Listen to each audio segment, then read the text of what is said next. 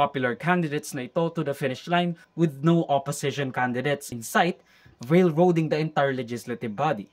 Baka mamaya, mapatalsik talaga si Sara. Now, before everything else though, tingnan mo sila PBBM at his cronies. Perfect attendance sa campaign kickoff rally pero absent sa mga accountability at pressure exposure challenge tulad ng mga debate, one-on-one interviews at masinsinang pakikipag-usap. Ginagawa lang nila yung ginawa ni BBM at Duterte noong 2022 elections. Don't fuck up the momentum. Kasi totoo naman, malaki ang tsansa mananalo sila ng lahat. No joke, no joke. And that's sad. Pero don't shake your hand in the sky saying na popularity contest lang ang eleksyon because it is. Huwag kang magalit na popularity contest ang demokrasya.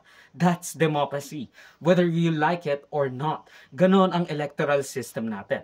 Don't blame the voters, blame the candidates. Yung mga magagaling na kandidato, bakit parang ang babaduy nila, diba? Like, hindi sila ganon ka-exciting. Hindi sila exciting.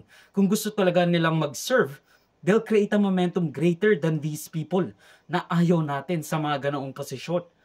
Beef up your PR. Be relatable sa tao. Hindi yung puro ka lang virtue signaling. Diba? Parang, syempre naiinis ka na, this person says that I am better than you. I know more than you. I know better than you. Kaya kayo hindi binoboto eh. Tapos magagalit kayo na hindi kayo binoboto ng tao, eh sinasabihan niyong bobotante. Huwag niyo sasabihin bobotante kahit na objectionable ang kanilang mga iboboto. You'll just alienate them. Paalisin niyo lang sila.